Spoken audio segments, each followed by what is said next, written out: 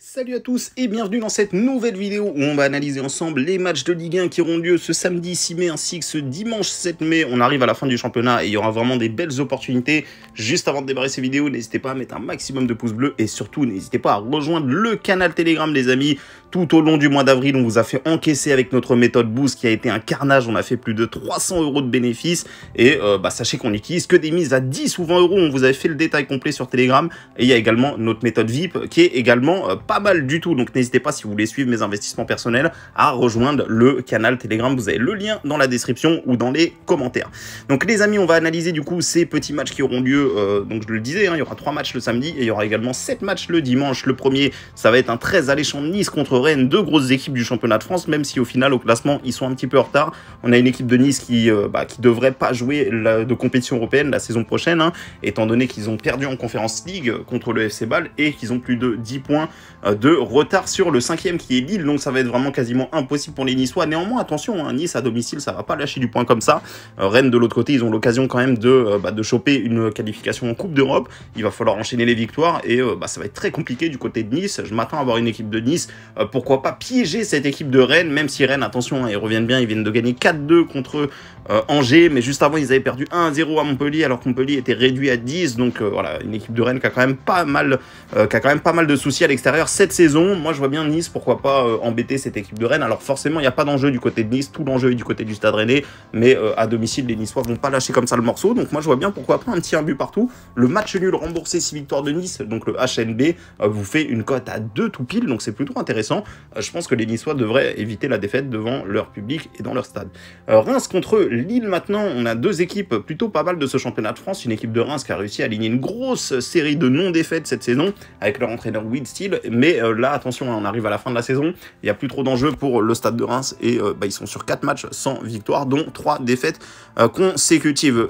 Les Lillois ont l'occasion encore une fois d'accrocher l'Europe, pour l'instant ils sont 5e, donc ils sont qualifiés en Conference League, mais pourquoi pas aller chercher une 4e place avec la Ligue Europa. C'est totalement dans leur corde, surtout que Monaco est en train de caler en cette fin de championnat. Attention du côté de Reims, ça va être très compliqué. On sait que cette saison, Reims a perdu très peu de matchs à domicile. Ça va être très serré. Je vais pas me prononcer là-dessus. Je vais pas vous conseiller de victoire. Je vais plutôt vous conseiller une double chance buteur. On a deux des meilleurs buteurs du championnat. On a David qui a 2 buts de Mbappé seulement. Donc attention, il y a un duel de buteurs qui se joue en cette fin de championnat. Et on a Balogun qui est le meilleur buteur du stade de Reims avec 18 réalisations. C'est juste exceptionnel pour un joueur qui évolue au stade de Reims d'être aussi bien placé. Donc voilà, moi je pense qu'il y a 2 de ces joueurs qui devraient s'illustrer, d'autant plus que voilà, David au dernier match il n'a pas marqué. Pour ce qui est de Balogun, ça fait depuis 3 matchs qu'il ne marque pas, pourtant il joue à chaque fois. Donc je pense qu'il y en a un des deux qui devrait scorer sur ce match-là. David ou Balogun buteur, ça vous fait une petite cote à 1,40, mais pour moi il y a de grandes chances qu'il y en ait au moins un des deux qui plante son petit but. Lens contre Marseille, et là c'est le plus gros match de cette journée de Ligue 1. On a le deuxième qui va recevoir le deuxième qui se déplace chez le troisième. Attention pour le titre, pour le PSG qui n'est toujours pas acquis. On a Marseille qui est à 5 points seulement du Paris Saint-Germain et on a Lens qui est à 6 points. Alors Lens a une moins bonne différence de but, donc ça va être compliqué pour les Lensois d'aller chercher le titre. Mais si les Marseillais venaient à l'emporter et que de l'autre côté le PSG se refait encore une fois accrocher, parce que ces temps-ci le PSG se fait quand même assez accrocher, on va le voir par la suite.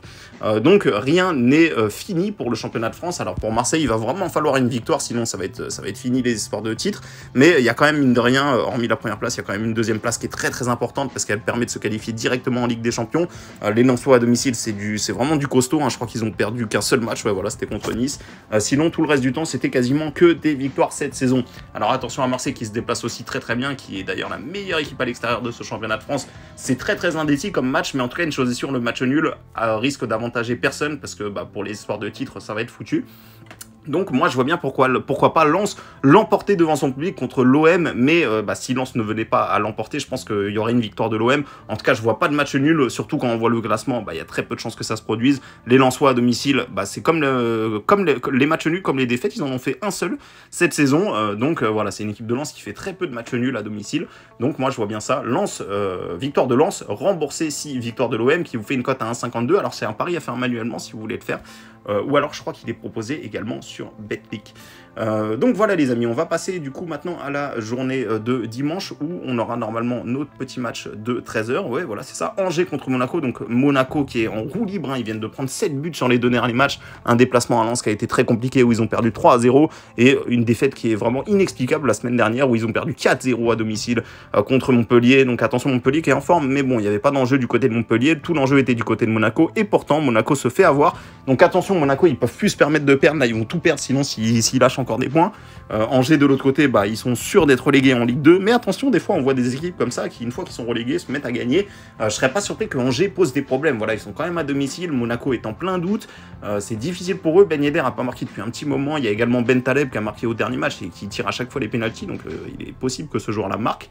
Je vais d'ailleurs vous proposer ça, moi une petite double chance, Ben Yedder ou Ben Taleb buteur qui est coté à 1,61. Je vois bien un petit match prolifique, pourquoi pas un 2 buts partout, hein. Angers qui est pas forcément fort défensivement et Monaco qui est en manque de confiance, ce qui peut nous donner un match pourquoi pas assez animé, donc un petit 2 buts partout, je vois bien pourquoi pas ce petit score et double chance Ben Yedder ou Ben Taleb buteur à 1,61. Ajaccio contre Toulouse maintenant, Toulouse qui vient de remporter la Coupe de France. J'étais au stade pour ceux qui ont suivi ma story Instagram, c'était juste incroyable ce qui s'est passé. Donc Toulouse qui a gagné 5 buts à 1, ils ont rejoué en semaine, ils ont perdu 1-0 contre Lens, mais franchement ils ont montré un beau visage les Toulousains, malgré qu'ils avaient fait la fête après la victoire en finale, malgré qu'ils ont plus d'enjeu vraiment au classement. Et bien c'est une équipe de Toulouse qui a quand même joué le jeu et que je m'attends à ce qu'ils jouent le jeu à fond. Ils ont une très belle cote du côté de Ajaccio qui est quasiment sûr d'être relégué, hein. Ils ont 10 points de retard sur Strasbourg, donc c'est quasi improbable qu'ils se maintiennent. Il faudrait tout gagner et que les autres perdent tout, donc c'est quasiment foutu. Et Toulouse qui joue le jeu à fond, Toulouse qui a un meilleur effectif, Toulouse qui a une très très belle cote pour ce match-là. Donc Toulouse rembourse 6 nuls pour ceux qui veulent y aller, ça vous fait une petite cote à 1,50. Vous pouvez également les jouer en sec pour ceux qui sont gourmands, ça fait une cote à 2,15. Je vois bien une petite victoire de Toulouse 2-0. Il faut aussi préciser que Toulouse c'est une équipe qui marque énormément de buts, 48 buts inscrits sur les 33 matchs de Ligue 1, c'est juste fort pour une équipe qui, faut-il le rappeler, était en Ligue 2 la saison passée. Auxerre contre Clermont, on a une équipe de Clermont qui est en grande forme avec 5 victoires d'affilée, mais l'enjeu est du côté de Auxerre qui se bat pour la relégation. On a une équipe d'Auxerre qui est également en très bonne forme, hein. D'ailleurs, ils étaient pas loin d'accrocher l'OM la semaine dernière. Ils menaient 1-0 et l'OM qui renverse tout à 15 minutes de la fin. Mais en tout cas, Auxerre est sur une bonne dynamique, hein. Ils ont perdu que 2 matchs sur les 10 derniers qu'ils ont joués, donc Auxerre se réveille au bon moment. À domicile, c'est difficile de reprendre des points ces temps-ci. Ils ont même réussi à battre Lyon. Ils ont battu quand même de belles équipes, hein, mine de rien. Ils ont tenu en échec le Stade Rennais, ils ont tenu en échec Lille, et là ils vont jouer contre Clermont qui a plus d'enjeux. Clermont qui réalise une saison exceptionnelle, hein. Franchement, vu les moyens qu'ils ont, en plus, faut le rappeler, hein, ils ont perdu leur star la saison passée qui était Mohamed Bayo, et finalement ils arrivent à jouer presque aussi bien sans lui. Donc en tout cas, voilà, Clermont qui perdent leur match ou qui les gagnent jusqu'à la fin de la saison, quoi qu'il arrive, ce sera une saison parfaitement réussie pour eux. Auxerre a de l'enjeu, Auxerre est à domicile, donc moi je vais vous conseiller Auxerre remboursé 6 nuls qui est coté à 1,60 à l'heure où je tourne cette vidéo, et pourquoi pas une petite victoire 2-0 de Auxerre qui a vraiment besoin de gagner pour se rapprocher un peu plus du maintien le plus rapidement possible. Lorient contre Brest maintenant, on a une équipe de Lorient qui vient de gagner 3-1 au Parc des Princes. Alors attention, le PSG avait eu un carton rouge, le PSG a encore une fois fait n'importe quoi sur ce match-là. Lorient qui en a profité, qui a fait son match, mais de l'autre côté, on a une équipe de Brest qui est en grande forme, qui est en train de se réveiller au bon moment, qui vient en plus de ça de gagner 2-0 cette semaine contre Nantes. Alors le petit truc qui me dérange un petit peu là-dedans, eh bien c'est que Brest a joué contre Nantes cette semaine, alors que les Lorientais ont eu toute la semaine pour préparer ce match et ils seront à domicile. Donc attention, néanmoins ici on a de l'enjeu du côté de Brest, donc encore une fois, hein, je répète l'enjeu, mais on arrive à la fin de la saison où cette équipe de Lorient n'a plus grand-chose à jouer. Ils vont jouer sans pression, donc à voir, ils vont peut-être même faire rentrer des jeunes sur le terrain. Et Brest a vraiment quelque chose à aller chercher, hein. Le maintien est loin d'être fait, ils ont seulement 3 points d'avance sur le FC Nantes qui va d'ailleurs rejouer ce week-end. Donc moi je vous conseille quand même un petit Brest ou nul qui est coté seulement à 1,52. Alors moi je le jouerai pas, la cote est vraiment trop faible, mais je vois bien Brest éviter la défaite, hein. Ils sont outsiders d'ailleurs sur ce match-là, et je vois bien pourquoi pas un petit match nul, un but partout entre Lorient et Brest. Brest a plus d'enjeux, mais Lorient est à domicile. Après il y a la préparation qui est plus en faveur de Lorient, donc voilà, moi je sécurise quand même, je vous conseille de sécuriser avec le N2 Brest ou match nul et un petit but partout, c'est mon avis pour ce match. Nantes contre Strasbourg, Nantes qui est vraiment en crise complète, hein. Il n'y a plus rien qui va, cette équipe-là fait peine à voir dans le jeu. En finale, ils ont pris 5 buts contre Toulouse, ce qui n'était pas arrivé depuis un long moment, une équipe qui prend 5 buts en finale de la Coupe de France. Juste après, il y a encore une défaite contre Brest. Alors attention, comme Boiré l'a dit, on a besoin d'être relégable. C'est la première fois que Nantes est relégable cette saison, hein. C'est pas arrivé depuis le début de la saison. Et comme Boiré a justement dit qu'une fois que ces joueurs seraient dans la zone rouge, il s'attend à ce qu'il y ait un réveil. Alors il vaudrait mieux que ce réveil ait lieu maintenant, parce que là, en plus de ça, il joue contre Strasbourg, qui est le premier non relégable. Donc vraiment c'est une défaite clairement interdite pour le FC Nantes. Si vous souhaitez prendre le pari que je vais vous proposer, je vous conseille d'attendre parce que la cote de Nantes est en train d'augmenter. Ils sont carrément outsiders à l'heure où je tourne cette vidéo pour recevoir Strasbourg. Strasbourg qui au final fait des bons matchs. Ils ont perdu contre Lyon la semaine passée mais c'était pas un si mauvais match que ça. Juste avant ils avaient 2 victoires d'affilée. Donc ça me semble être un match assez équilibré, mais voir Nantes outsider à domicile, je trouve que c'est un peu abusé. À un moment donné les Nantais vont bien se réveiller. Là ils savent qu'ils sont dans la zone rouge. Il y a quand même un effectif quand même assez sympa du côté de Nantes. Même pour moi leur effectif ne mérite pas de finir 17e. Il y a quand même Ludovic Blas, Alban Lafont, Nicolas Palois, il y a quand même des bons joueurs là-dedans. Nantes remboursé 6 nuls à l'heure où je tourne cette vidéo, c'est coté à 1,90 et ça me semble être une belle value. Je pense que les Nantais peuvent se réveiller sur ce match-là devant leur public. Lyon contre Montpellier, Montpellier qui est une équipe en grande forme sur cette deuxième partie de saison. C'est d'ailleurs la meilleure équipe sur la deuxième partie de saison depuis la reprise des championnats. Depuis que Der Zakarian est arrivé du côté de Montpellier, eh bien ça va beaucoup mieux. Le week-end dernier, ils ont gagné 4-0 du côté de Monaco. Très peu de gens les attendaient. Et là, ils vont se déplacer du côté de Lyon qui, attention, Lyon revient bien quand même, hein, les amis. Ils sont quand même, mine de rien, à 6 points de Lille. Donc c'est pas foutu pour Lyon. Hein. S'ils gagnent ce match-là et que de l'autre côté, Lille se fait avoir et Rennes aussi, eh bien les Lyonnais reviendraient dans la course à l'Europe. Moi, je pense que Lyon peut, pourquoi pas, être encore une fois en course jusqu'à la fin de la saison. Montpellier, c'est un adversaire abordable pour eux, même si Montpellier est en forme. Lyon reste quand même avec un meilleur effectif. Lyon est quand même à domicile. Et Lyon vient de, quand même, mine de rien, de gagner un match à Strasbourg qui n'était pas si évident que ça. Donc je pense qu'ils peuvent enchaîner les Lyonnais. Je vais vous donner une victoire de Lyon, 3-1, et Lyon est coté à 1,63 pour ceux qui veulent y aller. Et le fameux match 3 PSG, et c'est très bien qu'il soit dimanche soir, parce que du coup on aura le résultat des Marseillais et des Lensois. Si Marseille venait à l'emporter, je vous raconte même pas l'impression qu'il y aurait sur le PSG, parce que les Marseillais reviendraient à 2 points du PSG. Donc attention, en plus de ça, Messi est pas là, hein, tout le monde est au courant je pense.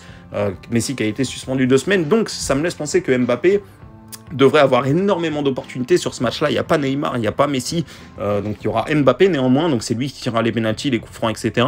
Et face à 3, il devrait s'illustrer. Alors on sait qu'au match aller, il y avait eu un match assez animé où Mbappé avait finalement marqué en fin de match sur un pénalty.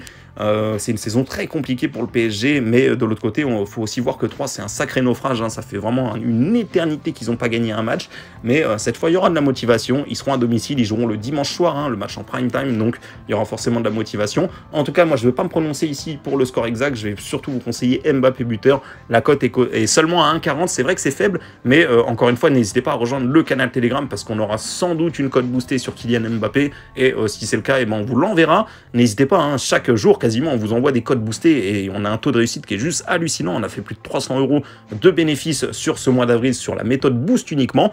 Donc n'hésitez pas, hein, si vous voulez encaisser avec nous et suivre cette petite méthode, je vous donne rendez-vous sur le canal Telegram dans la description. Et pour finir sur ce petit match, comme je vous l'ai dit, je vois Mbappé buteur cote à 1,40 et je vois quand même le PSG mine de rien s'en sortir. Je vous donne une petite victoire 3-1 pour le PSG. 3 pourrait également marquer un petit but, hein, attention, 3 qui est à domicile, qui a tendance quand même mine de rien à marquer un petit peu, mais voilà, ça risque d'être compliqué contre le PSG qui aura au moins Mbappé, hein, qui pourrait d'ailleurs mettre un petit doublé pour ceux qui veulent y aller aussi. Je pense que Mbappé pourrait pourquoi pas mettre un petit doublé sur ce match-là.